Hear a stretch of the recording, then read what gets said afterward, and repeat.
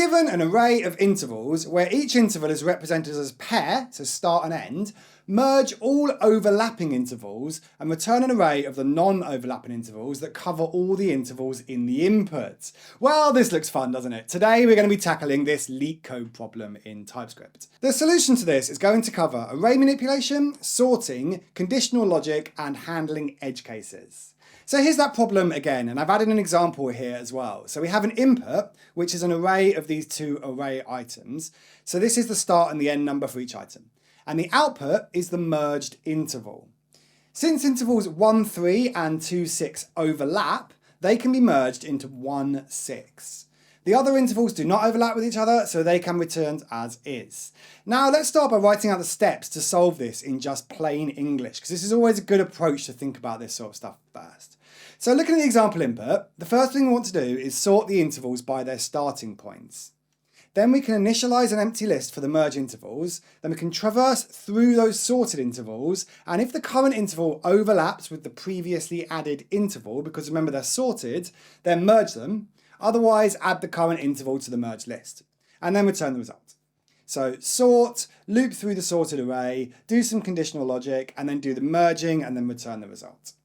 Now I'm going to be solving this in TypeScript because I really love TypeScript, but the solution is basically the same in JavaScript and indeed many other procedural programming languages. We're not going to be using too many TypeScript specific features here. So here's my TypeScript file, and you can see we have this function declared for the solution. The function takes in the intervals as an array of this interval type. So this is start and end for each item. And we're going to write out our solution in here. Now, the very first operation inside our function is to sort these intervals. This is crucial because sorting the intervals by their starting points ensures that we can easily compare the current interval with the previous one to check for overlaps. So we can use the sort method with a custom comparator function in here that sorts based on the start of each interval. So this is done using a, b, and then map that to a0 minus b0, where a and b are intervals. So once that's sorted, we initialize an empty array named merged, and this array will eventually hold our final set of merged intervals. Now we enter a loop where we process each interval one by one. So in each iteration of this loop, we check if the current interval overlaps with the last interval in our merged array. If the merged array is empty, or if the current interval doesn't overlap with that last interval, specifically if the start of the current interval is greater than the end of the last interval in merged, then we simply add the current interval to merged. However, if there is an overlap, which means the start of the current interval is less than or equal to the end of the last interval in that merged array, then we merge them. And we do this by updating the end of the last interval in merged to be the maximum of its own end and the end of the current interval. So if you just look at this again, this is using the max function to say it's either its own end or it's the end of the current interval. So it'll always give the bigger of those two numbers, and so that will give us the merged array.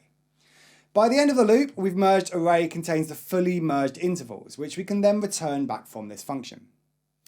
So just to recap on those original steps that we wrote out, we are sorting, then we're going to loop through that sorted array. We're going to do this conditional logic to do the merging, and then return the result from the function. Now, if you were to solve this problem in, say, a job interview scenario, and you've done all of this, then you might be asked what you can do to iterate on this solution and optimize it. And that's the reason why we practice LeetCode problems, so we can practice iterating on them and ultimately proving how good we are at programming. So let's have a think about how we'll do that in this. Well, one place you might optimize this is in that sorting algorithm that we use. So choosing a more efficient sorting algorithm or leveraging the language's built-in methods can make a real difference, especially for larger data sets.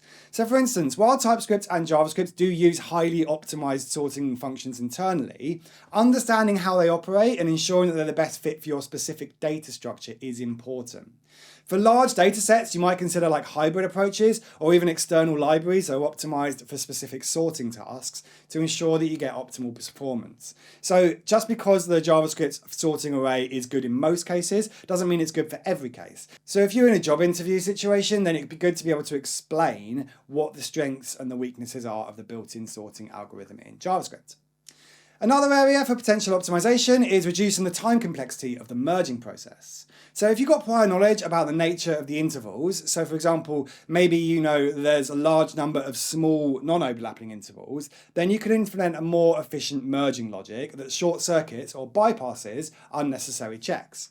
Additionally, you might consider memory optimizations. For example, modifying the original array instead of creating a new one for the merged intervals can reduce a bit of memory usage significantly. So you need to have careful handling to avoid corrupting the original data, but it can be more efficient in terms of space complexity.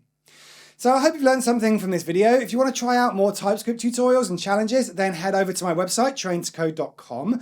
I have a few TypeScript projects that you can build interactively in the browser over there, like this AI-powered chatbot that talks to you like a pirate. But as always, thank you for watching and thank you for subscribing to my channel. I'll put a link to another video of my channel right up here on your screen now. I'll see you in that one. This has been TrainToCode and my name is James.